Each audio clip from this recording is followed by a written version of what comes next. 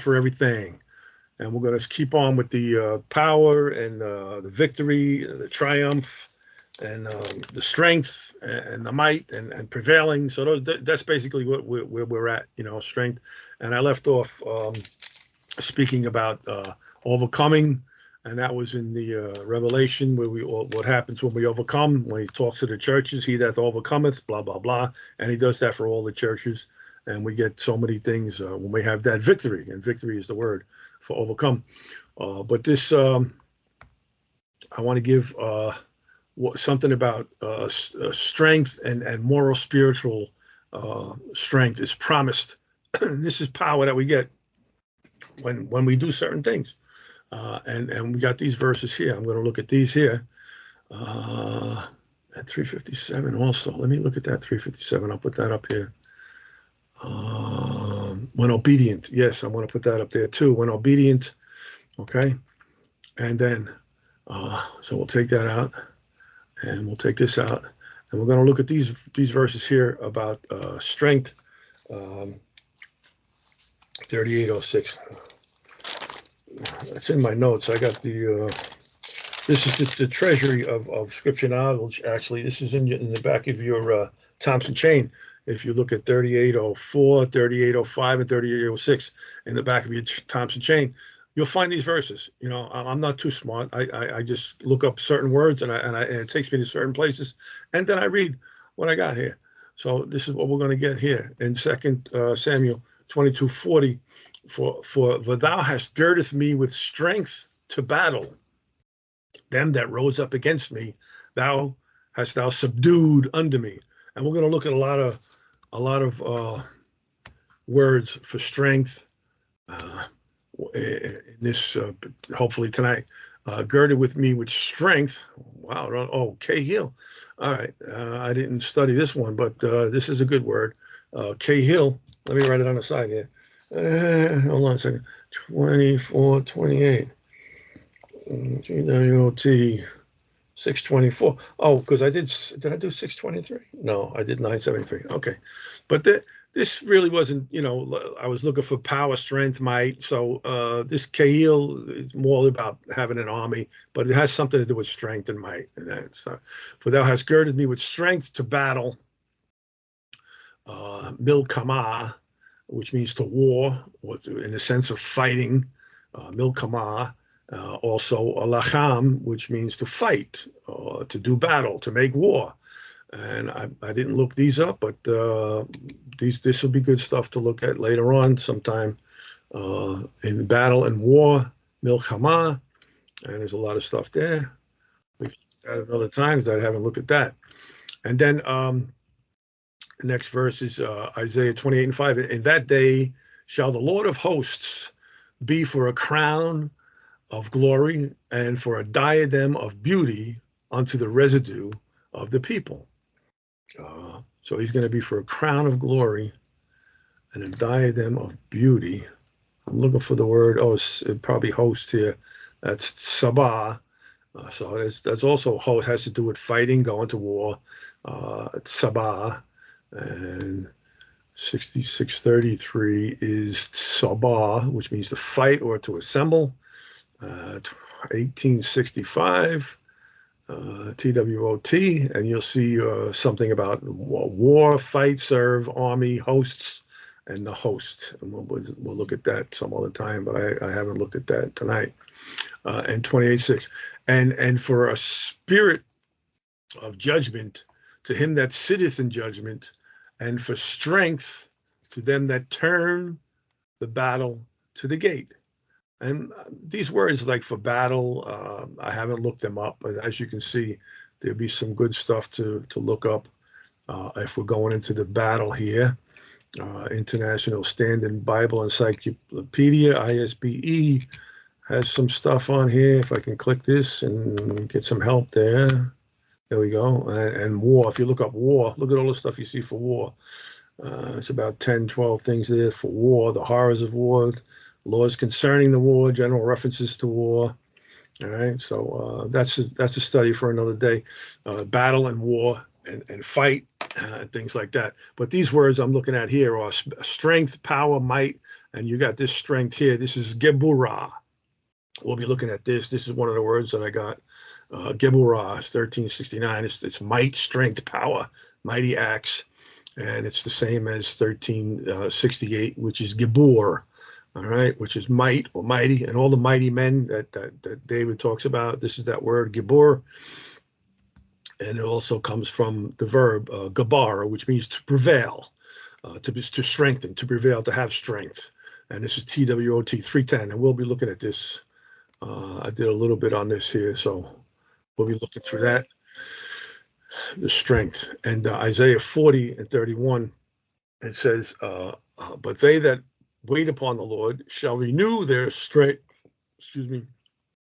They shall mount up with wings as eagles. They shall run and be not weary. They shall walk and not faint. And they'll renew their strength. There's another one, the Koach. This we'll be looking at this tonight. Koach, from an unused root meaning to be firm. And it's strength, power, might. And the TWOT number is 973. So we're going to look at that. That looks like a quick read there. We'll get into that a little bit later. We're talking about power and strength. And then Isaiah 41 and 10, fear thou not, for I am with thee. Be not dismayed, for I am thy God. I will strengthen thee. Yea, I will help thee. Yea, I will uphold thee with the right hand of my righteousness. Right hand, Yamim. So I will strengthen. This is one I'm looking at. Amats, AMATS, 553, Strong's number, and the TWOT is 117. It's strength and courage to be strong, alert, courageous, brave. And we'll look at this a little bit here a little later. When we get into these TWOTs that I got down here, it's a lot of stuff, but we'll skip around. We can't read everything. Strengthen thee, that's a good word, 553. Will help thee and will uphold. I didn't get this. Tamak, hold, uphold. Okay. With the right hand of righteousness. And Daniel 11:32. And such as do wickedly against the covenant shall he corrupt by flatteries.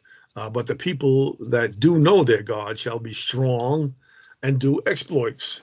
And he's talking about the man of sin there in Daniel 11. You know, we talked about between the text and all that stuff. And this could be spiritual and it could be literal. The man that is going to flatter and do evil that way by flattering people and shall be strong. And this 2388, this is chazak. That's the verb. To be strong, to repair, to strengthen, to prevail, to harden. And we're going to look this up, TWOT 636. We'll be delving into that. And there's a lot of TWOT stuff we're going to delve into. And like I said, it's a lot of reading, and can't read it all in an hour and a half. I've been doing this all day, so I zipped through a lot of these this stuff here. And some of it I pulled some pretty good stuff out, but we'll see how it works out with my notes here. So, and then Ephesians 3:16, that he would grant you according to the riches of his glory to be strengthened with might by his spirit in the inner man. So we're going to be strengthened, kreteuo, to wax strong, strengthen. It's not one of my words. I'm going to have to write that down. 2900 and 2901, 2900, 2900, 2901, and it looks like 2904. Oh yeah, I got this somewhere. I remember this Kratos. It's one of the words. All right. Yeah, 2904 Kratos. So that's the one I was looking at. TDNT3 905. If you got the books. Power, dominion, strength, mighty. And here's the synonyms over here. So I think we looked at all of these a few weeks back. 970 Bia or Baya, Dunamis 1411, Energia 1753, Exousia 1849, Iscus 2479, and Krato is 2904. And we'll probably get into looking at some of these tonight, hopefully. But those are all the words that I was studying about power, might, strength, and prevail. That's also another good word. And here, of course, is the might. Here's the dunamis, 1411. Dunamis, power, mighty work, strength, ability. This has to do with being strong, not necessarily like the other word we're going to look at, having the authority. Because when he says that in Revelation that Israel gave their power and their might over, their strength and their might over to the beast, it's talking about dunamis and exousia. And exousia is a little different than dunamis, because exousia is something that gives you authority. You have authority over somebody. This is more like power and strength, taking it by force, So that's dunamis, 1411.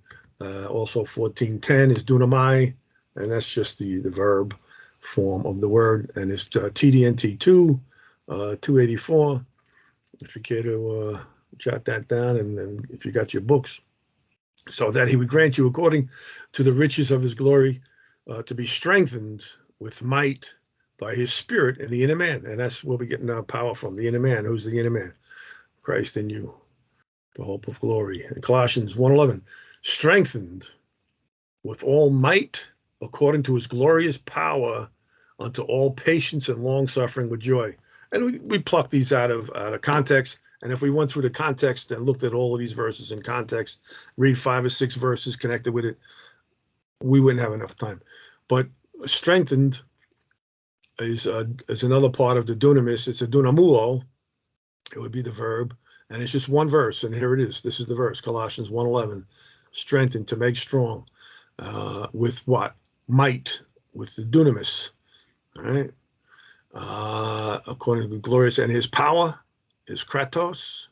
So all of these words, we're going to be running into them over and over again. And let me see if I got this one on the bottom here. 2904. Look at this. I got 1, 2, 3, 4, 5, 6, 7, 8, 9, 10. I got about 12, 13 pages here. Where's the one with this here? Hold on. It's 1411, 1849, 1411, 2479. And let me put 2904 up here also, 2904. So those are the ones basically in the New Testament, 1849, 1411, 2479, and 2904. And we'll come across them, and what page was I on here? This one. Okay. And now I want to stay with this weakness, this power, strength, and weakness. So we'll put this up here, strength and weakness, and we'll read from this here. And this is a good one here. It says, out of the mouth of babes and sucklings hast thou ordained strength, because of thine enemies, that thou mightest still the enemy and the avenger. And this, I ran into this a couple of times in a couple of different places, because it's also in the New Testament. Was ordained strength. Here's the word I was looking at for this strength. This would be Oz, Oz. I guess, that's where they get the Wizard of Oz, the Wizard of Strength. Strength, strong, might, material, physical power. And that's 5797 in the Hebrew, TWOT 1596. We're gonna dip into that a little bit later on if we get the time, we get the chance. So we're just giving you a heads up here, TWOT 1596. And this also comes from the verb here, which is azaz, which means to strengthen or prevail, to be strong. All right. And like I said, we're going to dip into this a little bit later. I pulled some things out here. Don't remember what it was, but I just zipped through. I didn't really take notes on it, but we'll do the same thing tonight. We're zipping around. Ordained strength, because thine enemies that mightest still the enemy and the avenger. And it was the New Testament verse for this, something in Matthew. Where was it? Here we go. Let me take this out of here. Matthew 11:25.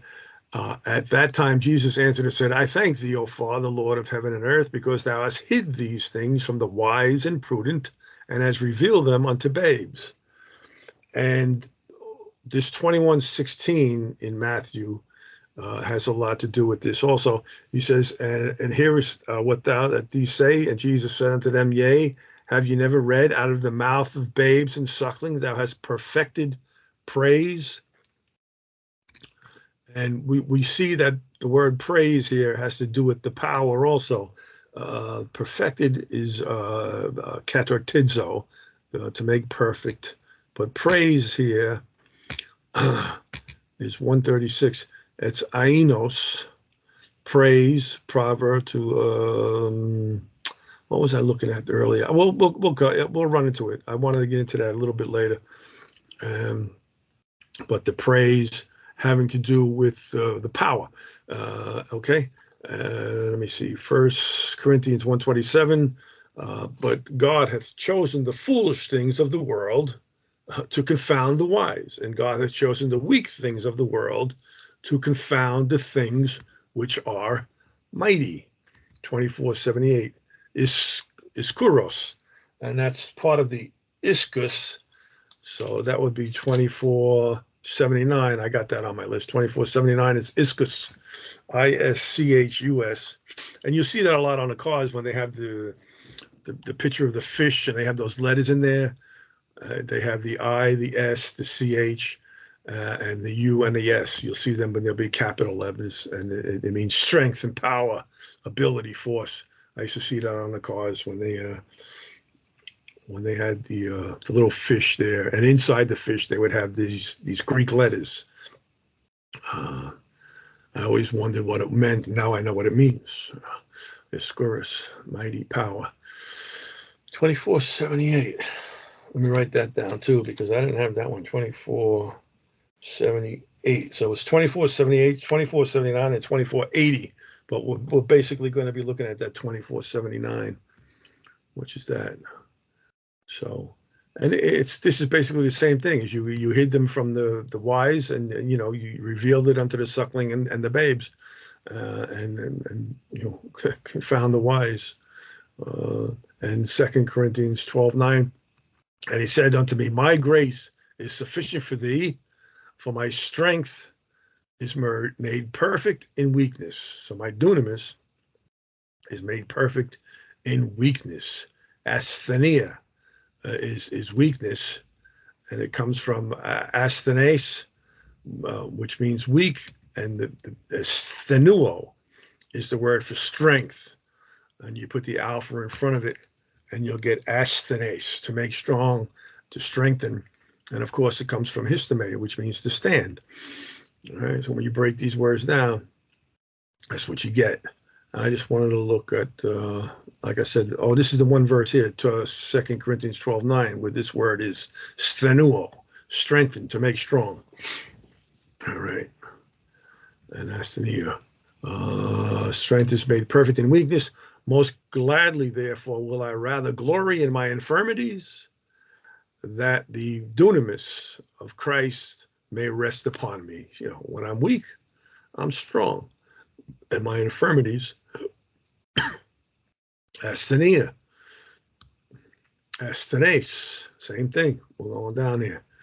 And he says in 10, he says, therefore I take pleasure in infirmities, asthenes, in reproaches, in necessities, in persecutions, in distress, for Christ's sake. For when I am weak, then I am strong. Dunatos. That's an adjective with the dunamai. All right. So it means to be possible, to be able, to be powerful. Dunatos. For when I am weak, astheneo, I am strong. 2 Corinthians 13:4, for though he was crucified through weakness, these are all the same words, asthenia, yet he liveth by the dunamis of God. For we also are weak in him, but we shall live with him by the dunamis of God toward you.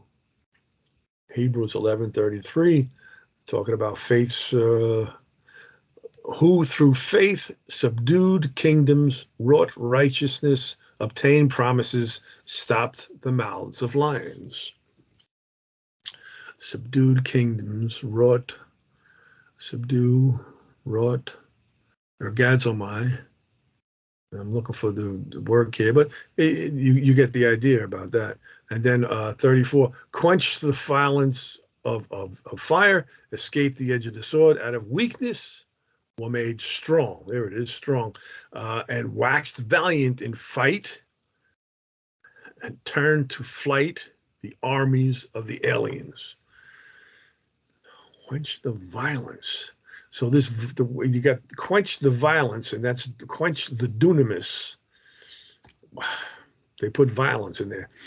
Quench the dunamis of fire, escape the edge of the sword, out of asthenes, weakness, was made strong. En duomao, and duomao.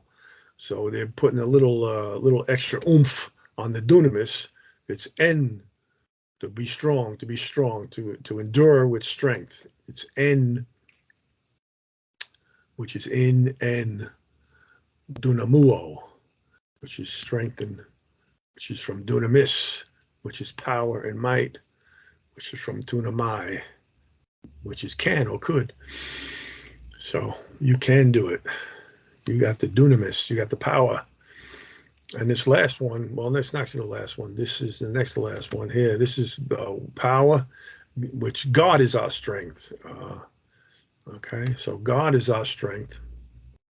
And we'll look at these words here, these 8 verses. Exodus 15:2, the Lord is my strength and song, and he has become my salvation. He is my God. I will prepare him a habitation. My father's God, I will exalt him. And this is the strength we looked at before. This is Oz, or the Oz, so strengthen. We'll get into that a little bit later, but maybe we won't have to, because we're covering these verses anyway. So the Lord is my strength. That's it. And song. So and more about praise. And when you read some things about songs and praising and singing, it has to do with strength. And we can get strength from that too. I know sometimes I sing a little song. I don't know too many songs, but I sing the Our Father, and I feel better. I feel strong after that. I prepare an habitation, my Father's God, and I will exalt him. And 2 Samuel 22:33, God is my strength. 45:81. My O's. Okay, that's part of the O's. It's a different TWOT number. If you can see, the TWOT for Oz and Azaz is 1596. But this my O's, it's from it, but it's a TWOT 1578. And it also has to do with strong strength. And I'm not going to read all of that right now.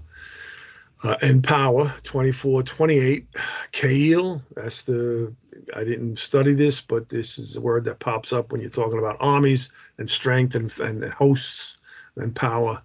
24:28, Kail, and maketh my word perfect. Tamim, without blemish, perfect, complete, whole, entire. What's the Greek word for that? We know tamim. And then that also comes from tamam, which means to consume or an end, to finish, to teleotes, it's finished. So tamim makes it perfect. Teleos is the same thing. Tamim. I bet if you looked up teleos in the Septuagint, this word would probably be right there. I'm tempted to do it right now, but I don't want to do it. That's what I usually do. I jump around a lot. I go from the Old Testament to the Septuagint. I just want to make sure that the Greek word is correct, and I'm not going to do it right now, but I feel like it. The Lord is their strength. There's that word again, Oz, and he is the saving strength of his anointed. Psalms 28:8. Saving strength is the ma'oz again. So these two are basically the same word, oz and ma'oz, of his anointed. And then Psalms 46:1 to the chief musician for the sons of Korah, a song upon Alamoth. Alamoth is young woman soprano, a term in Psalm heading Alamoth. Alamoth comes from Alma, which is a virgin maid or a damsel, young virgin, young woman. I always look at these song headings to find out what they're doing here. And it also comes from, a young man or a young stripling there, okay. And alam means to hide or to blind or to conceal, to hide, and to blind. So it has something to do, Sons of Korah, a song upon Alamoth. We don't know what that means, but it could mean woman singing, God is our refuge and strength. And there's the Oz or the Az, a very pleasant help in trouble.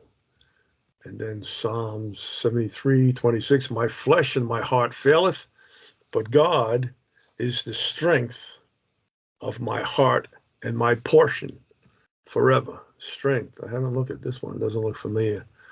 It's sur. Okay. Sur, which means rock most of the time, and strength about 5 times. But the rock, the cliff. And who's the rock? We know that the rock is Christ. Sur, and it comes from sur, which means to besiege or lay siege, to bind or besiege. All right, so he's my strength. And then Psalms 81:1 to the chief musician upon Gittith, a psalm of Asaph. Gittith is a wine press. Okay, a musical instrument from Gath. I don't know. You're asking me, you're telling me. Gittith, it's from 1663, which is belonging to Gath, which is from 1661, which is a wine press. And I'm thinking of Gethsemane here. And it comes from 1660, which is Gath, or wine press, or a wine fat, or a wine press. Here it is, 1068 is Gethsemane. So there's the word Geth, and Shemem is oil. So it's an oil press. And that's what Gethsemane means, the oil press.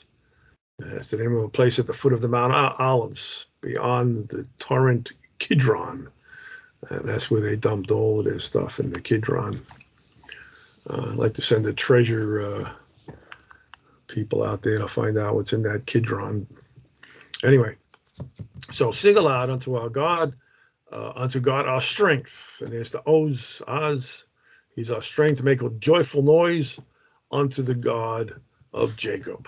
So we're singing and we're being strong here. And then Psalms 84:5, blessed is the man whose strength is in thee and whose heart are the ways of them. And that's the strength. And then Psalm 89:21, with whom my hand shall be established, mine arm also shall strengthen him. And like I said, we're plucking these out of context, but you get the gist of it. And here's the strengthen, that's the word amatz, strengthen, courage, strong, to be alert, to be courageous, TWOT 117. We're going to delve into that a little bit. I got it on my list of things to do.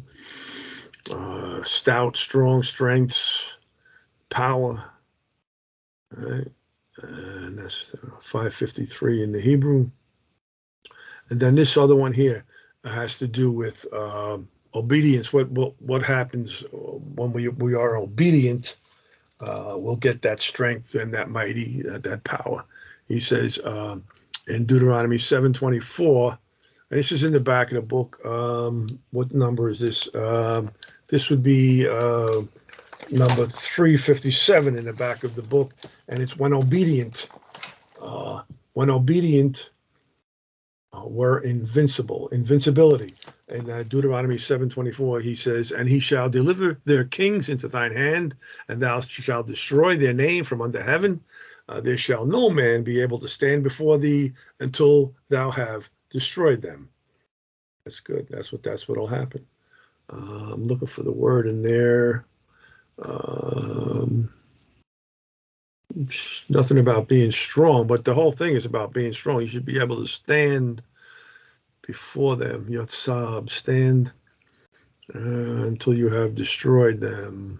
Shamad, destroy. All right. Okay. And Deuteronomy 11, 25. There shall no man be able to stand before you, for the Lord your God shall lay the fear of you and the dread of you upon all the land that you shall tread upon, and as he has said unto you. So there aren't any uh, Strong's words for strength, strong here, but we get the idea of what happens when we're obedient. We will be invincible, and that comes under the heading of strong, I guess. And then Deuteronomy 28, of course, with the sister verse, sister chapter in Leviticus 26, all the blessings and the curses in Deuteronomy 28:7. He says, the Lord shall cause thine enemies to rise up against thee, to be smitten before thy face. They shall come against thee one way and flee before thee seven ways, if you're obedient. And if you're not, you'll come against them and you'll flee seven ways. And in Joshua 1:5, there shall not any man be able to stand before thee all the days of thy life. As I was with Moses, so I will be with thee. I will not fail thee, nor forsake thee. Whew. That's Joshua. 10:8, and the Lord said unto Joshua, fear them not, for I have delivered them into thine hand. There shall not a man of them stand before thee. That'll make you strong. You go out to battle, you'll fight against anybody. When you got God whispering these words in your ear, fear them not. And 21:44, and the Lord gave them rest round about, according to all that he sware unto their fathers. And there stood not a man of all their enemies before them, and the Lord delivered all their enemies into their hand. This is when they were obedient. And they went in and they subdued the land, and they did what they were supposed to do, except we know that they didn't drive everybody out. And what happens then? Then they get beaten down. It's a thorn in their side. 23:9, for the Lord hath driven out from before you great nations and strong. But as for you, no man hath been able to stand before you this day. And they weren't the greatest nation. They were the smallest nation. It says somewhere in Deuteronomy 4 something, it says, I didn't pick you out because you were the greatest. I picked you out because you were the smallest and the weakest. Great nations and strong, great nations, Gadol, and strong, Atsum, strong, mighty, 1673. Yeah, that's on my list, but that's not the number I had. I had a different number, 6105. Let me try this, 8592. But we're going to be looking at this particular TWOT 1673.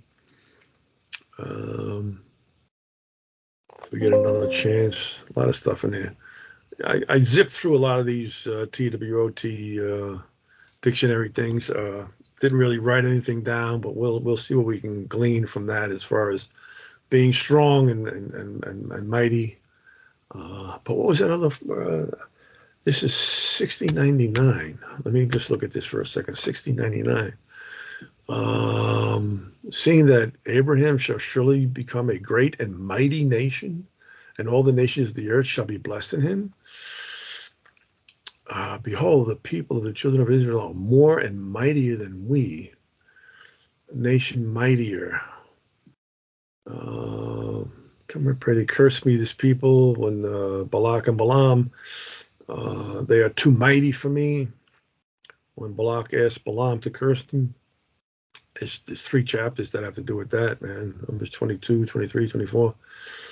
And then here we got the children of Reuben and the children of Gad, a very great multitude of cattle, greater and mightier. You got the 2 words together, greater and mightier, greater. The Gadol and mightier, Atsum. But I was looking at a different Strong's word for this here, greater and mightier. right?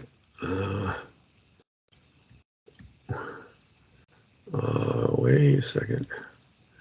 Yea, many people, a strong nation shall come to seek the Lord of hosts in Jerusalem. Okay, but the one I was looking at is 8592. 8592. Oh, it's one word. But it's 1673. Yes.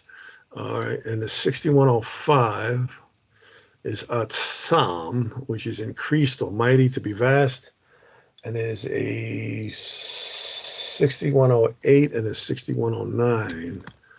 6108, that's might. And thou say in thine heart, my power and might of mine hand have gotten me this wealth. Thou art become cruel to me with my strong hand. Thou oppressed thyself against me. My substance was not hid from thee when I was made in secret and curiously wrought in the lowest parts of the earth. And that's the 6108. That's the Otsem. There's a bunch of stems on this thing. And you got the 6105, 6108, and 6109. Wait, 6109. Let me look at 6109. Oh, 6109 real quick here. This is increased strength. So all of these are the same. 6099, 8592, Psalm 68:35. God, thou art terrible of thy holy places. The God of Israel is he that giveth strength and power unto his people.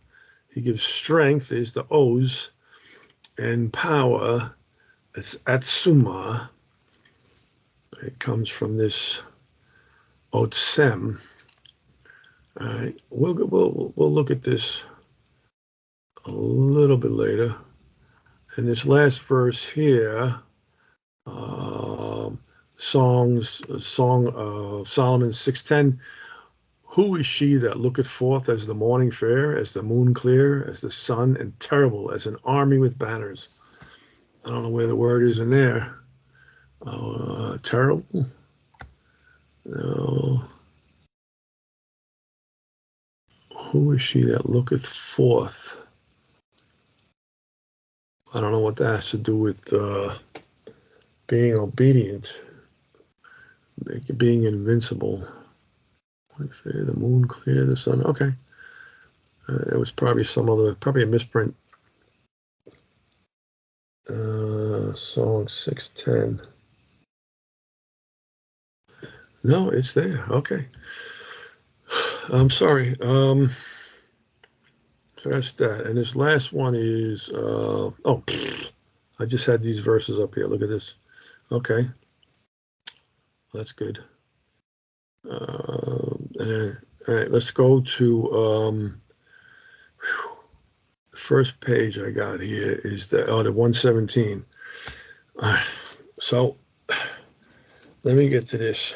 That's number one. And this is the word here is amsa and also amatz, strengthen, courage. This is the verb, strong, courageous, hardened, to be strong, to be alert, to be courageous. And this one verse here is just strength. And Zechariah 12:5, and the governors of Judah shall say in their heart, the inhabitants of Jerusalem shall be my strength in the Lord of hosts, their God. And there's the hosts, Sabah. Whenever you see hosts, it's like an army. Lord of hosts, like the Lord of Sabaoth. It's the same thing. And the other word, like I said, is 553, and that's Amatz, and there's like 41 verses for that. And as you can see, there's a lot of different words here, Huma, and the strong, and I guess Uma Thurman means to be strong. I don't know. Anyway, so the verb's found 41 times in the Old Testament. Ugaritic, that's just another language, attests, a parallel to the term. In the PL, And these are all just types of verbs. I think I showed you this once before. There's a place where you can find all these different verb forms. You got the verb, you got the tense, the mood, and these will be the moods, the PL, the hifel. These are different types of moods or different ways of saying the verb. I get lost trying to figure out what they are, but at least when you see these words, you know that these are stems of the verb, and they mean different things. Like the main form is the cal, QAL, cal, and that's like 60 something percent of all the verbs are in the cal stem or the cal form, and the rest of these are broken up into different percentages: the PL, the hifil, the nifil, and all those other things.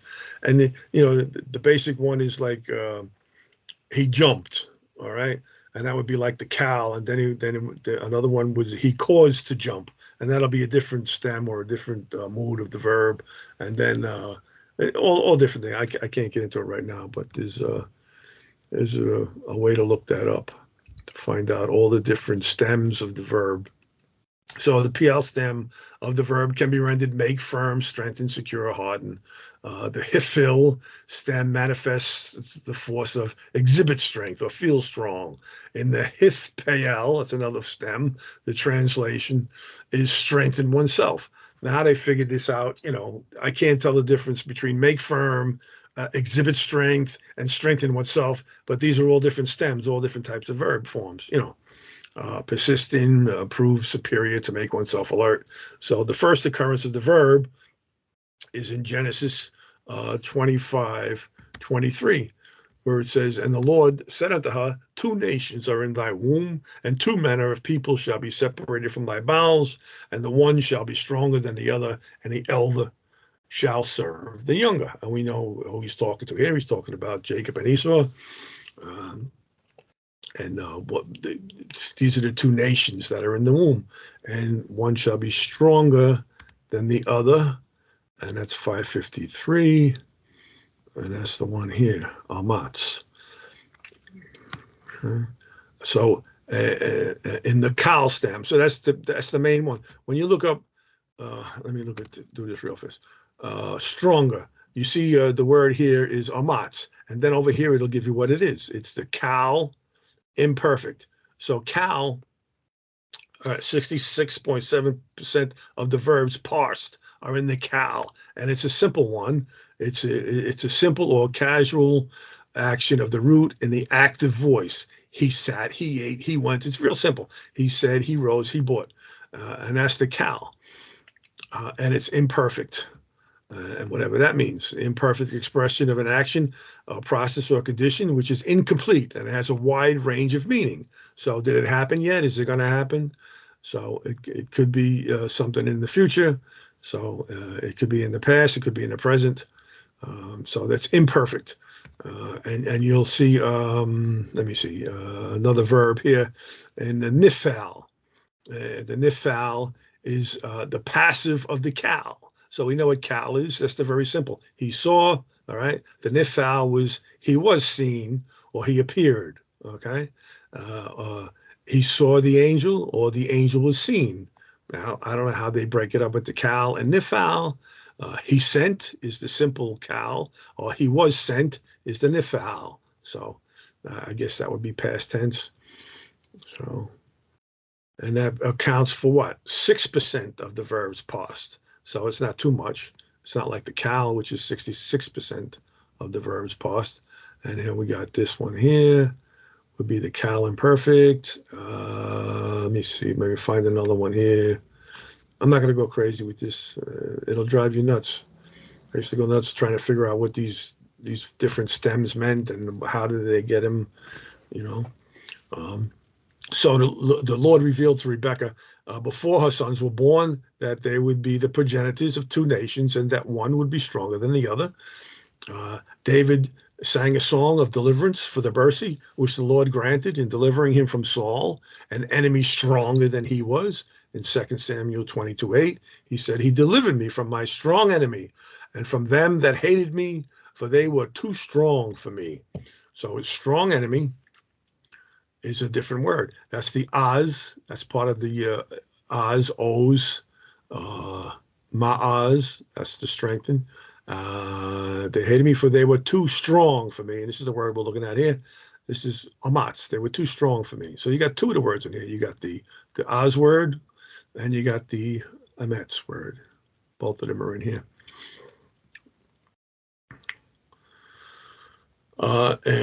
Too strong for me, which is parallel in Psalms 18:17. It's the same thing.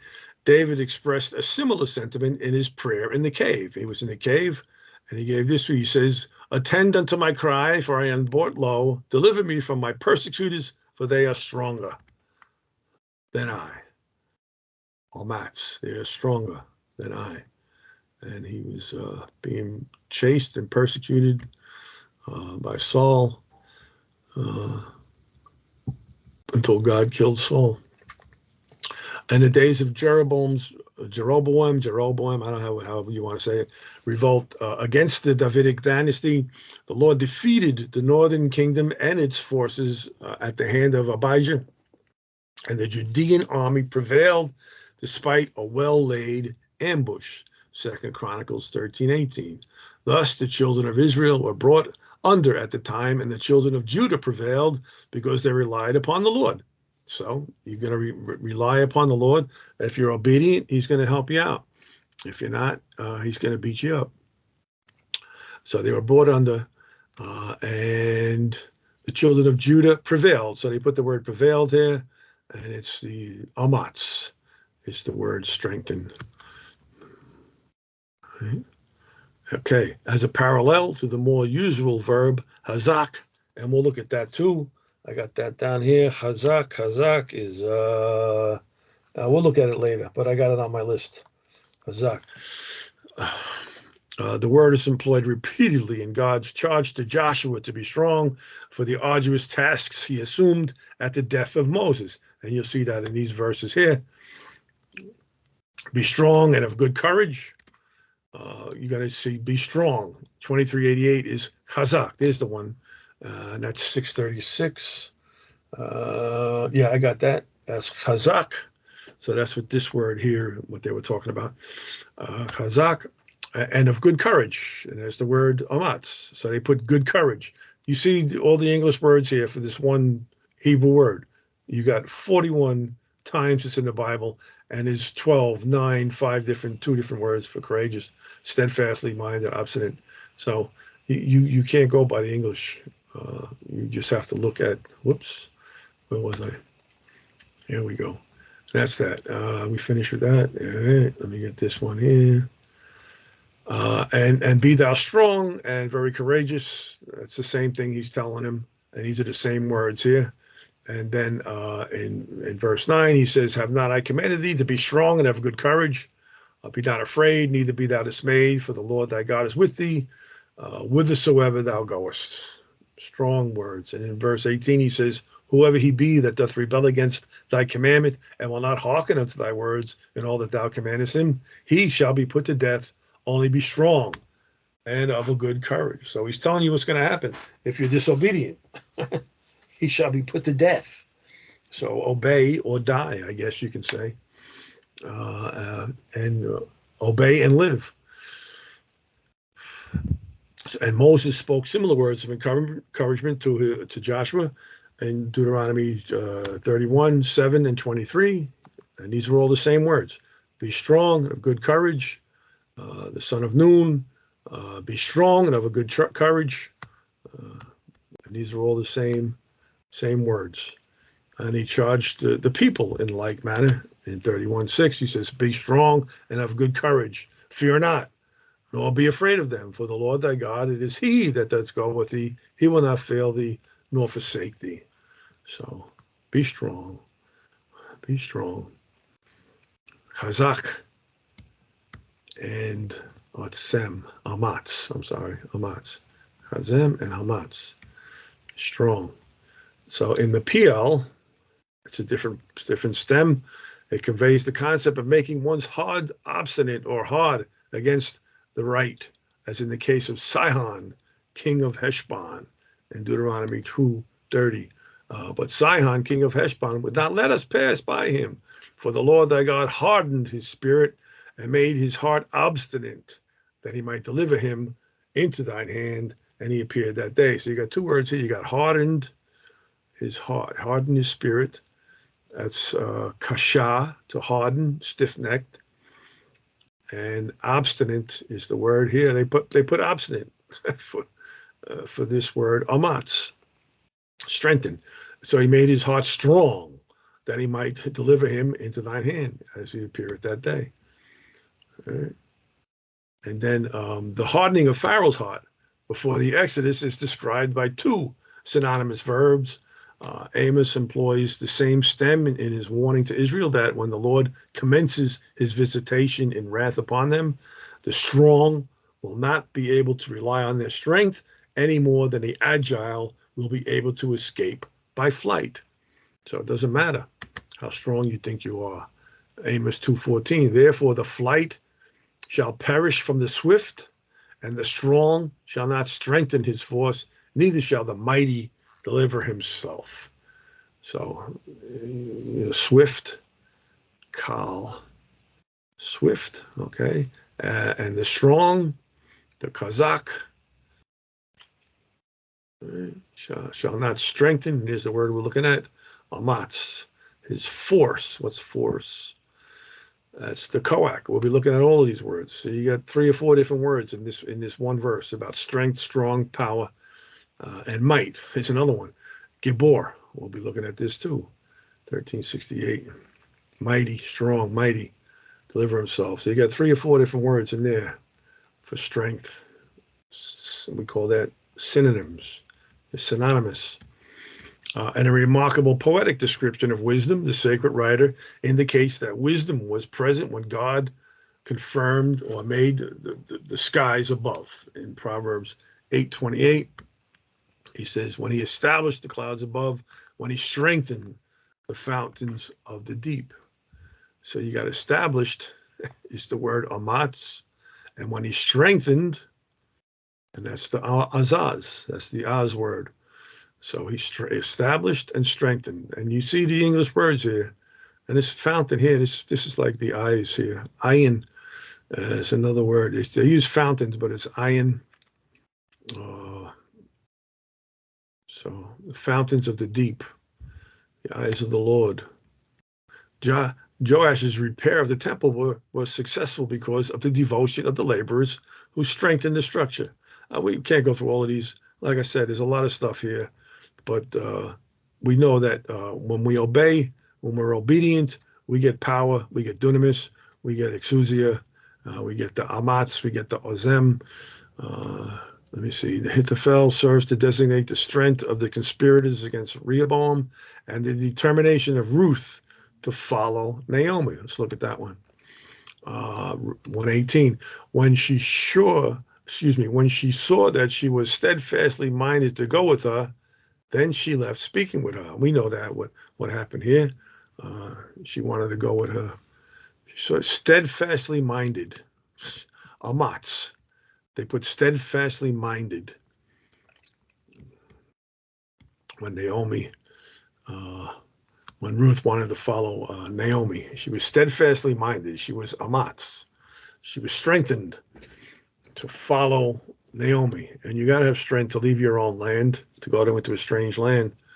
I'll go, well, your people will be my people, your God will be my God. Whew, that's big. That's big. That's strength. It takes amaz, that takes ozem, that takes dunamis, that takes exousia. The Hiphil expresses strength of faith and hope. Psalms 27:14. Wait on the Lord and be of good courage, and he shall strengthen thine heart. Wait, I say, upon the Lord. So here's that strengthening, and it's in the Hiphil, whatever that is. Hiphil usually expresses the causative action of the cow. So he ate, he caused to eat. That's the Hiphil. How they figured that out, I don't know. Ear, okay, a noun or an adjective in the Hiphil. In the kal, it says ear, but the Hiphil, it'll mean to listen or to lend an ear. And it'll be far in the kal, and it'll be to remove oneself or to be put far away in the Hiphil. So, and this is 13.3% of the verbs parsed are in this hifil. I went through this once before, and it drove me nuts trying to figure this out. I can't figure it out, but I thought I'd show you anyway. Be of good courage, and he shall strengthen your heart, all ye that hope in the Lord. Good. That's what we got to do. We got to hope. We'll be obedient, and our hearts will be strengthened, and we'll have courage and be strong to do that. Strength. This noun is found only once in Job 17:9, where it refers to the righteous growing stronger. That's good. The righteous also shall hold on his way, and he that hath clean hands shall be stronger and stronger. To put stronger and stronger. And it's one time in the Bible, ometz. And it comes from this amaz or amatz. Excuse me. Stronger, one time, Bible. That's why they put stronger and stronger. I don't know. They could have just put stronger. Shall hold on his way. Okay. And next thing is strength. The only Old Testament reference to this word is Zechariah 12:5. It expresses the reliance on Judean chiliarchs, whatever that is, on the inhabitants of Jerusalem. And the governors of Judah shall say in their heart, the inhabitants of Jerusalem shall be my strength, and the Lord of hosts their God. This is the only time in the Bible. Amsa, feminine noun. Okay. So this adjective occurs, amos. This adjective occurs only in the plural and only in Zechariah 6:3 and 7, where it indicates horses, harness, chariots. All right, we don't have to worry about that. And then this was amis, strong. The first occurrence refers to Absalom's well-laid conspiracy in 2 Samuel 15:12. And Absalom sent for Ahithophel, the Gileonite, David's counselor. Ooh, little backstabbing going on here. From his city, even from Gilo, where he offered sacrifices. And the conspiracy was strong, for the people increased continually with Absalom. He took Ahithophel with him. Ahithophel was very important to David. He's a Gileonite, the grandfather of Bathsheba. So you know why he turned on David when he had the chance to. And a very wise counselor of David, of whom was said that all his counsel was if a man had inquired at the oracle of God. He joined in the rebellion of Absalom and advised him to go in publicly to David's concubines, which was proper thing, which would have been the right thing to do, to let the people know and to let him make an immediate attack on David. The latter counsel not being followed, and a preference being given to the advice of Hushai, who was acting for David. So there was all kinds of things going on here,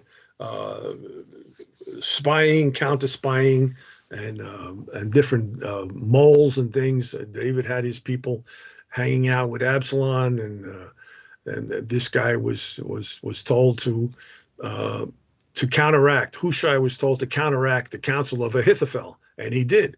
And Ahithophel returned to his house. He set his house in order, and he hanged himself.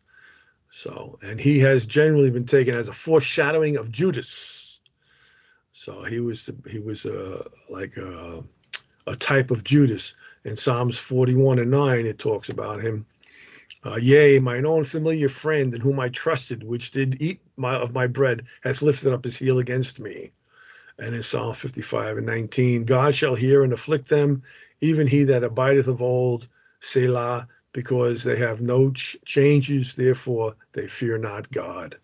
And he's a picture of Judas. And there's Shaph-Herzog. What does he say? A counselor of David, a Gileonite. Yeah. Okay. So you get the idea. And there was another guy. What was the other guy's name? Begins with an A. All these names begin with A. Ahithophel, and the other one was one of David's counselors. I can't think of his name right now. And Anyway, Job speak of God's power in Job 9, 9:4 and 9:19. He is wise in heart and mighty in strength, who hath hardened himself against him and prospered. Who? Nobody. He is mighty. Amitz. One time. Oh, yeah. Amitz is 6 verses for Amitz. Mighty in strength. Probably going to look at this word next. Koach. Strength. Who hath hardened himself against and hath prospered? Kasha. I got this down there too, I think. Kasha, one of the things I looked at. I speak of strength. Koach. Lo, he is strong. Amitz. And if of judgment, who shall set me a time to plead? So Isaiah speaks of God who is strong to chasten Israel and shows his might in creation. Amos uses the term of one who survives God's judgment. Ooh, let's look at that one. And he that is courageous among the mighty shall flee away naked in that day, saith the Lord. Courageous. You have to read that in context to find out what he's talking about, what day he's talking about. Amos 2. And then amasa, power, strength. This noun appears only once in Job 36:19. And let me see, Job 36:19. Will he esteem thy riches? No, not gold, nor all the forces of strength. And we know what's going on with Job. Him and his friends were hanging out. His 3 buddies didn't give him any good counsel, and they were all trying to beat up on him for the most part. Yeah, this is the 2. This is Koach. We're going to look at this real quick. There's 121 times it's in the Bible, so we can't spend too much time on this. We're going to zip through this this part here. Let me get it from the top here. Okay. Strength, power, ability, might, force, substance, capacity to act, understood both in physical and figurative terms. The word, a noun, appears 126 times in the Old Testament. It is relatively evenly distributed in its occurrences, and most in any one book, being 20 in Job. It also occurs 12 times in Isaiah and Daniel, and 11 times in the Psalms. The only cognate language in which this root appears is Arabic, where it has the verbal idea to batter down. All right, so you won't find it in the Ugaritic and the other one there. So in a static sense, Koach suggests the capacity to endure as of a stone, Job 6:12. Is my strength the strength of stones, or is my flesh of brass? So there's the strength, Koach. Put it up here. Koach, from an unused root meaning to be firm, strength, power, might, human strength. We'll look at that a little later. All right. So there. But more commonly, it expresses potency, capacity to produce. This may be expressed in sexual terms, in Job 40:16, and Reuben 49:3. Lo, now his strength is in his loins, and his force is in the navel of his belly. Wow, that's strong, huh? And then Reuben, thou art my firstborn, my might, and the beginning of my strength, the excellency of dignity and the excellency of power. Firstborn and his might, that's the Koach, and the beginning of my strength. And we're going to look at this one too. This is the word own, or one. It means strength, force, might. And we might look at it because it's in a couple of different verses that have synonymous words in it. And I got them circled off. It's also with amatz, and it's with a couple of other words too. So this is talking about strength, like children's strength, generative power. Like Reuben, you're my firstborn, my might, the beginning of my strength. So the excellency and dignity and the excellency of power. 5794, there's Oz again. And 5794, yeah, I got that down there. There's 23 verses for that, Oz. And I don't know if we got into that yet, but we'll slip into a lot of these things. There's a lot of different things going on with this strength, power. I just went through as many things as I could find. And it expresses the product of the earth's potency in Genesis 4:12 and Job 31:9. When thou tillest the ground, it shall not henceforth yield unto thee her strength. A fugitive and a vagabond shalt thou be in the earth. Speaking to Cain. And then in Job 31:39, if I have eaten the fruits thereof without money, or have caused the owners thereof to lose their life. We can't get into all of these, but usually physical strength is intended as in the references to Samson, his physical strength. And the lords of the Philistines came up unto her and said unto her, entice him and see wherein his great strength lieth, and by what means we may prevail against him, that we may bind him to afflict him. And we will give thee, every one of us, 1,100 pieces of silver. So they were going after Delilah to try and find out where Samson's strength lied. And she finally was able to figure it out. And he was a guy that ran after the woman, man. He got in trouble for doing that. So it was his downfall, was the woman going after them. Entice him to wherein his great strength lies, his great koach. And then we will bind him, asar, to bind, to imprison, and afflict him, anah, to afflict. And we will give thee, every one of us, 1,100 pieces of silver. That's a lot, 1,100 pieces of silver. By extension, the word comes to connote general ability to cope with situations, as in Deuteronomy 8:17 and 18.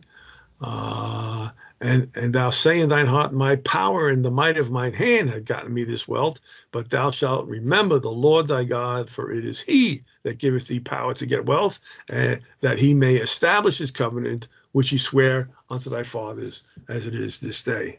So, seek ye first the kingdom of God, and everything else will come to you. So if you want to be rich in this world, you're not going to be if you try and be rich. But if you seek God, he just might give you those riches, And the might of my hand. Here we got power of my hand, the koach, and the might, otsem. Yeah, this is part of that too. I didn't see. Oh, that's 6108, 6105, 6109. Yeah. Otsem 1673. We'll get into that a little bit. My hand had gotten me this wealth. But thou shalt remember the God, for he giveth thee this power and wealth. And wealth is kahil. And that's the word for army. Kahil. Establish the covenant square of the fathers this day. And then 1 Chronicles 29:14. But who am I, and what is my people, that we should be able to offer so willingly after this sort? For all things come to thee, of thine own have we given thee. It's probably a misprint here. I'm looking for the word. Should be able. Here we go. Able. They got the word able. Koach. But who am I, and what is my people, that we should be able? We should be able. Koach. We should have the strength to offer willingly after this sort. And Ezra 10:13, but the people are many, and it is a time of much rain, and we are not able to stand without. Neither is this a work for one day or two, for we are many that have transgressed in this thing. And Ezra went after these people for having wives and going after strange wives and things like that. And it was raining out, and they were scared of the rain. Probably thought the flood was coming again. And they had to put away their wives. And it wasn't a work of 1 or 2 days. And basically the leaders are the ones that did that. They got strange wives and they had children, and they either had to put away the wives or teach them and train the children up in the right way. And we know they didn't. So when applied to God, this term suggests that he is indeed omnipotent. His power is seen in creation. Jeremiah 10:12, 32:17. He hath made the earth by his power. He hath established the world by his wisdom, and he hath stretched out the heavens by his discretion. Ah, Lord God, behold, thou hast made the heavens and the earth by thy great power and stretched out arm, and there is nothing too hard for thee. And there's a lot of synonymous words there for power. And then in the Exodus events, of course, you got the power there. And in very deed, for this cause have I raised thee up, Pharaoh, for to show in thee my power, and that my name may be declared throughout all the earth. That's the only reason Pharaoh was there. He didn't let the people go until the last plague, the 10th plague, where his firstborn and all the firstborn in Jesus died, in Egypt died. And this is why I raised you up, to kill you and to get my power, to get the glory by drowning you in the Red Sea. Exodus 9:16. And thy right hand, O Lord, has become glorious in power. Thy right hand, O Lord, has dashed in pieces the enemy. That's probably the Song of Moses in that one there. In his capacity to subdue his enemies and deliver his people, as compared to his power, human strength is nothing. Bunch of verses on that. And said, O Lord God of our fathers, art not thou God in heaven, and rulest not thou over the kingdoms of the earth, of the heathen? And in thine hand is there not power and might, so that none is able to withstand thee? Power, koach, might is the Geburah. Probably look at that one next. The might, strength, if we have time. Touching the Almighty, we cannot find him out. He is excellent in power and in judgment, and in plenty of justice. He will not afflict. There is no king saved by the multitude of an host. A mighty man is not delivered by much strength. A mighty man, that's the Geburah. A mighty man is not delivered by much koach, strength. And then Amos 2:14, therefore the flight shall perish from the swift. We read that already. And the strong shall not strengthen his force, neither shall the mighty deliver himself. And there's a couple of words in there. The strong is Kazak, and the mighty is Giborah or Gibor. And where's this word here? Strong, strengthen. Here it is. No, that's not it. But that's another word. You got 3 or 4 different words in here that have to do with strength and power and might. So the folly on relying on human strength alone is seen both in Job and in this story of Samson. He is strongest who has discovered the finite limitations of his own capacities in the light of the limitless resources of God through his spirit. Poor Samson. Behold, God exalted by his power. Who teacheth like him? Exalteth. Saga, by his power, koach. Who teacheth like him? And that's that Yara, teach. All right. But they that wait upon the Lord shall renew their strength. They shall mount up with wings as eagles. They shall run and be not weary. They shall walk and not faint. There's that word strength in there. And Micah 3:8. But truly I am full of power by the Spirit of the Lord, and of judgment and of might, to declare unto Job his transgression, and to Israel his sin. Jacob, his transgression. I am full of power, koach, by the Spirit of the Lord. That's good. And Zechariah 4:6. Then he answered and spake unto me, saying, this is the word of the Lord unto Zerubbabel, saying, not by might nor by power, but by my Spirit, saith the Lord of hosts. And that's how it happens. Not by might, 24:28, Kehil, but not by power, koach, but by my spirit. Ruach, right? Yeah, Ruach. Say the Lord of hosts, of the armies. Lord of hosts, Sabah. Yeah, what we're learning today.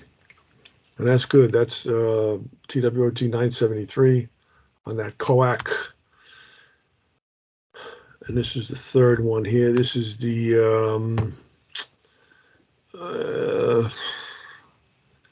mighty. Okay, we can get into that a little bit. Which was the one, 636, the one that had a couple of different things going in it. 2287. But Jacob and yeah, Yakal. We could look at that a little bit. 8290, 3290, 196117. Yeah, Jacob and his planter. Yeah, these 2 pages here. 1, 2, 3, 4, 5, and 6. Should I get into this now? Nah, you can't. There's too much. I can't get into that right now. But this one here, we'll do this quickly, and we'll save the rest of these for next week.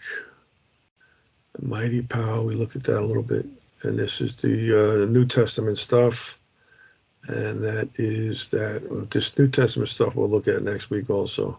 But this little one here, it's not little, but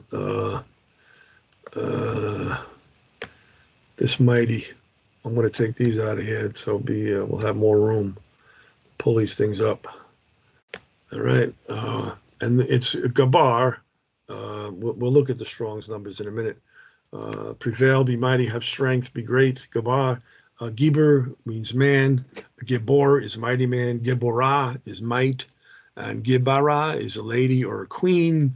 And Giboret is lady or a queen. And so this root and this derivative occurs 328 times in the Old Testament, of which the verb accounts for 26. And it's in a lot of different languages: Akkadian or Arabic, Aramaic, Phoenician, Moabite. At present, it is only known in the proper noun in Ugaritic. Let me just get down to this here. In Arabic, the basic meaning of the root is to rise, to raise, and to restore, with the idea of being strong or prevailing or overcoming, only in the derived stems. That the Hebrew may share a similar range of meaning is seen in the Hithpeal, where the idea is not so much to make oneself prevail over God as it is to raise oneself up in arrogance and stand in his face.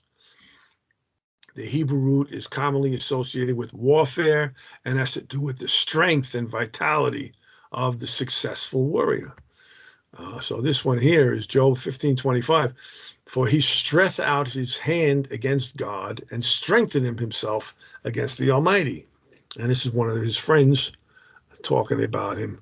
And this word here is gabar, which means it's the verb that means to prevail, to strengthen, to have strength, to be strong. And we're looking at TWOT 310 as a present moment. There's only like 25 or 26 words there.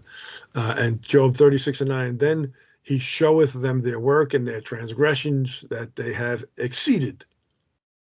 Right? And they use the word exceeded for Gibar. And then Isaiah 42:13, the Lord shall go forth as a mighty man. Mighty man.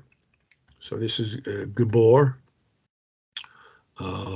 Strong, mighty man.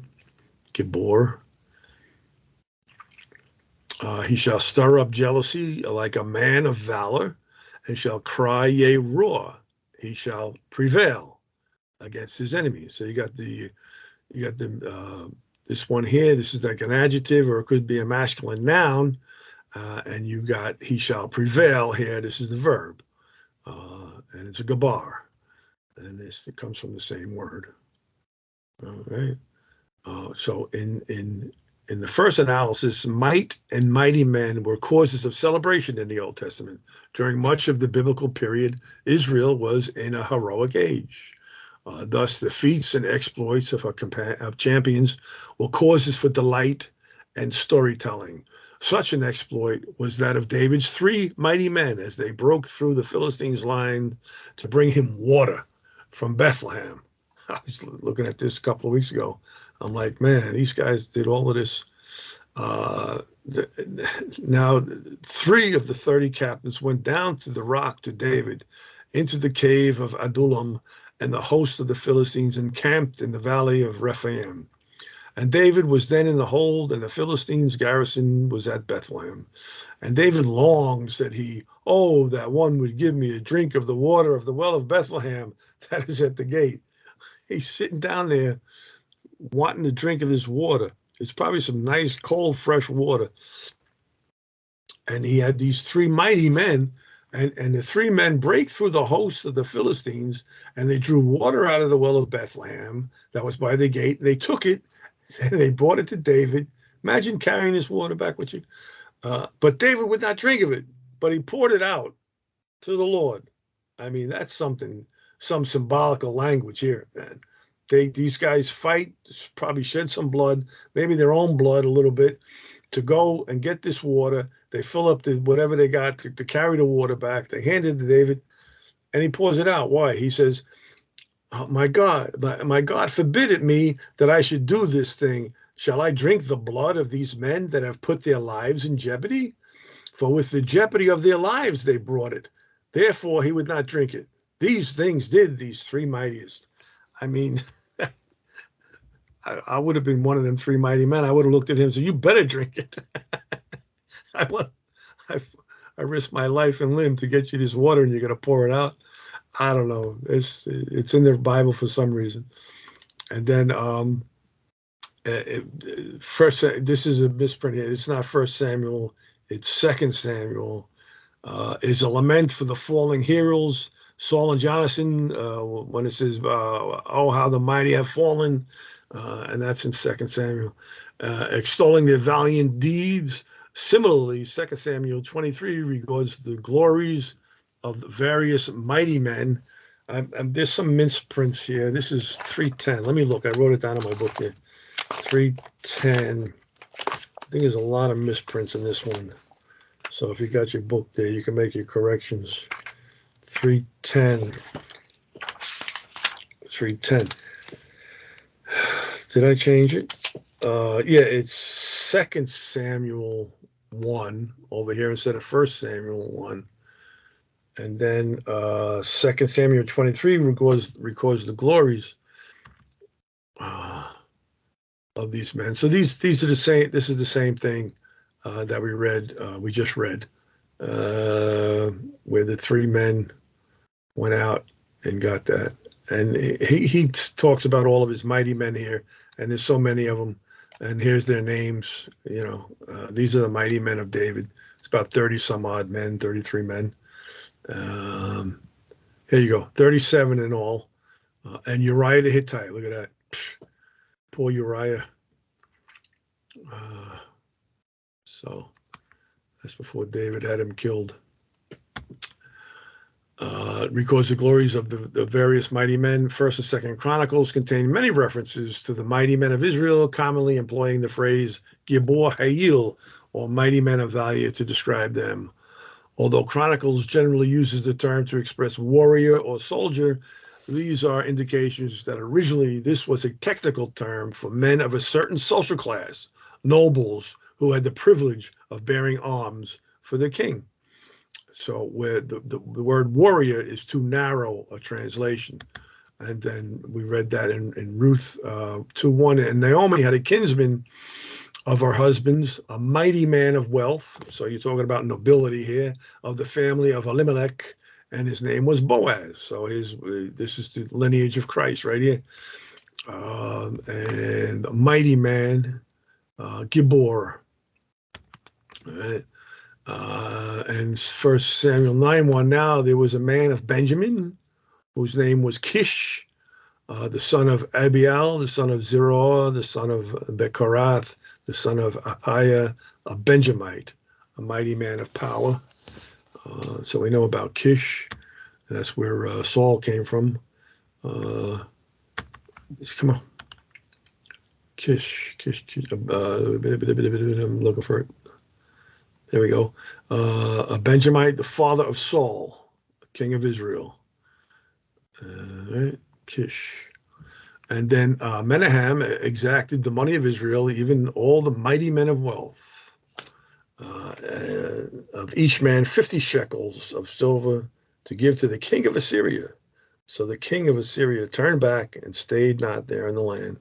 So he extorted him, I guess, to pay them money.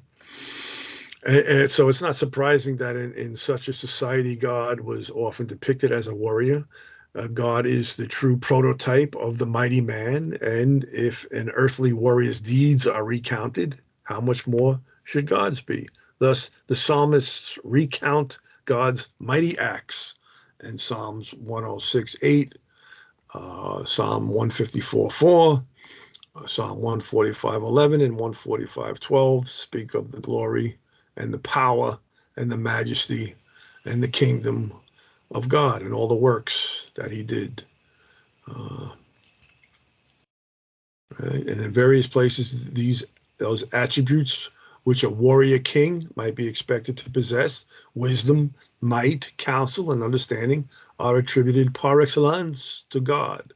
So all of these things are attributed to God, with whom is wisdom and strength. He hath counsel and understanding.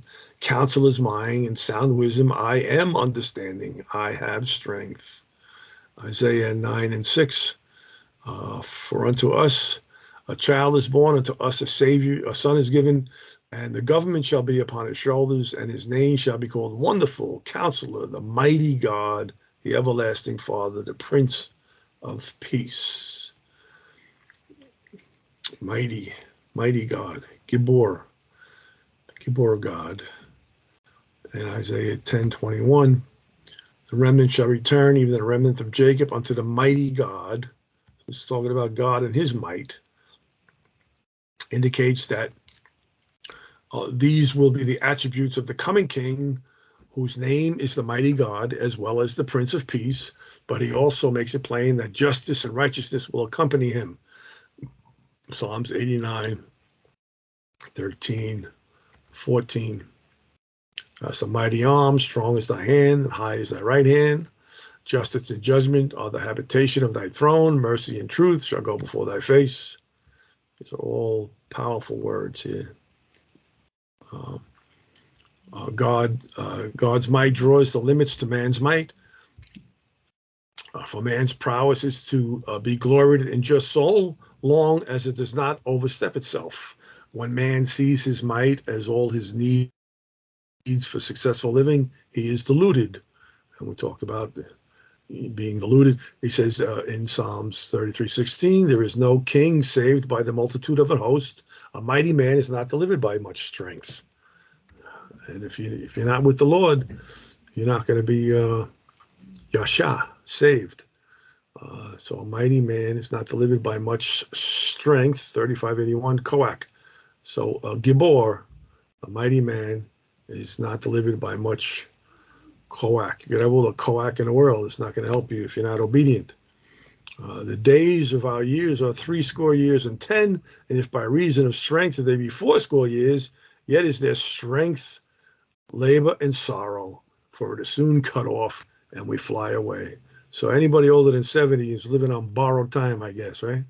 So 80 and 10, if by reason of strength, Gabora, it be 80 years, yet their strength, what's this? Rohab, one time in the Bible. Strength, that's arrogance, pride, and that is Rahab, okay, to make sure, behave proudly, and there's a masculine noun for a name for this Rahab also. Let me see, it's not in here, so maybe it's another word. Okay, we'll look at that another time. So, and Ecclesiastes 9:11, I returned and saw under the sun that the race is not to the swift, nor the battle to the strong, neither yet bread to the wise, nor yet riches to men of understanding, nor yet favor to men of skill, but time and chance happeneth to them all. So everybody thinks that that's a word, that's a verse that they can use for free will. You know, there is no free will. You know, there's no such thing as free will. We only have self-will. When he, in the arrogance of his strength, pits himself against the warrior God, he will be destroyed. So don't stand up against God. Psalms 52:1, Jeremiah 9:22. Even the carcasses of men shall fall as dung upon the open field, as the handful after the harvestmen, and none shall gather them. So all the gleanings, you'll be gleanings, and nobody will pick you up. Wherefore have I seen them dismayed and turned way back, and their mighty ones are beaten down and are fled apace, and look not back, for fear was round about it, saith the Lord. Psalms 52. This is about when Doeg the Edomite came and told Saul, yeah, okay. Whew, it was an evil man, this Doeg or Doeg the Edomite. It's terrible. He slew the priest there, but he got his comeuppance, and he's probably in hell. Rather, might must be tempered with wisdom, and that's good. We temper that might with wisdom. In 1 Samuel 2:9, he will keep the feet of his saints, and the wicked shall be silent in darkness, for by strength shall no man prevail. Doesn't matter how strong you are. If you're an idiot, ain't nothing going to happen. If you're one of his, he'll keep your feet. Right? Shema, keep, observe, tereo. He will tereo you. He will keep the feet of his saints. Proverbs 16:32. He that is slow to anger is better than the mighty, and he that ruleth his spirit than he that taketh a city. Right? You can take a city and be an idiot and be a fool and lose it. But if you can rule your own spirit, it's better for you to be that way. To be slow of anger is better than mighty. Proverbs 21:22. A wise man scaleth the city of the mighty and casteth down the strength of the confidence thereof. And these are all figurative language here. You got the mighty, the Gibor, casting down the strength or the confidence or the oaths. There we go. Of the people who think they have strength. And that the greatest wisdom of all is to trust God. Amen. Thus it is said that he is a gibber, a male at the height of his powers who trusts God. Psalms 40:4. Blessed is the man that maketh the Lord his trust and respecteth not the proud, nor such as turn aside to lies. Where's the word? Maketh the Lord his trust. Right. There's no mighty word in there, but okay. Let me see something else here. Hold on a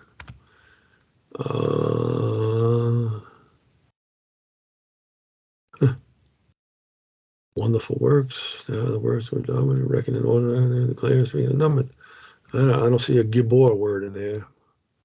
Maybe I'm missing it. Anyway, the man possessed of might who yet distrusts his own powers and instead trusts those of God is most truly entitled to the appellation man or Gibor. Gird up now thy loins like a man, for I will demand of thee, and answer thou me. Job 38. God's going to rail into him now. He's going to give him what for. And where were you when I did this, when I did that? Gird up now thy loins like a man. Jeremiah 17:7. Blessed is the man that trusteth in the Lord, and whose hope the Lord is. Micah 3:8. For truly I am full of power by the Spirit of the Lord, and of judgment, and of might, to declare unto Job his transgression. I keep on saying Job. To declare unto Jacob his transgression, and to Israel his sin. Trust in the Lord. Blessed is the man. So we got the word man here as Gibber, or mighty man. Gird up now thy loins like a mighty man. Okay. Here we go. And there's another one here, full of power. There's the 3581, the Koach. Right, we looked at that verse 2 or 3 times already. This is the new man of Paul, for he will have discovered that although transgressions have prevailed over him, the Lord's mercy will prevail over them, and that the Lord is indeed mighty to save. Psalm 65:3. Iniquities prevail against me, as for transgressions, thou shalt purge them away. He will. And the Lord's mercy will prevail over them. Psalms 103:11. For as the heaven is high above the earth, so great is his mercy towards them that fear him. We know about the fear of the Lord. That's Yareh. Fear of the Lord is beginning of wisdom. High above the earth. So great, Gabar, is his mercy towards them that fear him. And the Lord is indeed mighty to save. Psalms 80:3. Turn us again, O God, and cause thy face to shine, and we shall be saved. Where's the word in here? I don't see a mighty word in here. I see the Yasha. Turn again. It's repent. Shub. Metanoia. Okay. Face to shine. No Gabara word in there. It might be a different verse. Might be a misprint, but it sounds good anyway. It's a good word. We're going to finish up with this. Man as distinct from such more general words for man as Adam, Ish, Enosh. These are all words for man, but this Gibar is like a mighty man. This word specifically relates to a male at the height of his powers. As such, it depicts humanity at its most competent and capable level. And there's 66 occurrences. And what word is that? Giber, man. Giber, I'm looking for the... I don't see it here. Anyway, there's 66 occurrences, but they don't give you any verses. And this Gibor is mighty, strong, valiant, mighty man, often translates warrior. The heroes or champions among the armed forces. That occurs 156 times. I guess if we look up warrior, we can find it. Maybe, who knows? One time he got warrior here. And that's not it. Sandal, boot, soldier, Isaiah 9:4 and 9:5. Well, see, they put 9:4 here, but it's not. It's 9:5. For every battle of the warrior is with confused noise and garments rolled in blood, but this shall be with burning and fuel of fire. Isaiah 9. Yeah.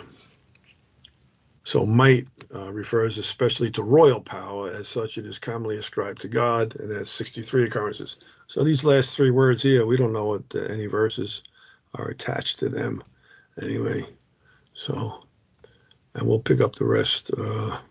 Time flies when you're having fun. Whew. We'll look at this, Hazak, and we'll look at own, or one, own. This is the strength and the power of coming out of your loins, okay? And then we have this power also has to do with prevailing. And there was another one with where Jacob is in front. So these two go together here. Reigned, power, and prevailed. When Jacob prevailed against the angel, and his name was changed from heel catcher to prevailing with God. So we'll look at that next week. And then also this one here, I think this is the O's. I will strength. Yeah, we looked at this already. Here is the one here. Out of the mouth of babes and suckling has ordained strength, because of the enemies that thou mightest still the enemy, the avenger. Now it's ordained strength. and that's the O's, because of mine enemies, that thou mightest still the enemy and the avenger. And this has to do with Jesus saying, out of the mouth of babes and suckling thou hast perfected praise. So perfected phrase is the word that is used for might and power. And this is perfected praise is katotizo, to make perfect. And praise is only 2 times in the Bible. It's a saying, a proverb, a praise, a laudatory discourse. So it has to do with singing, but used in a sense of epainos, to praise, epi, approbation, commendation, praise.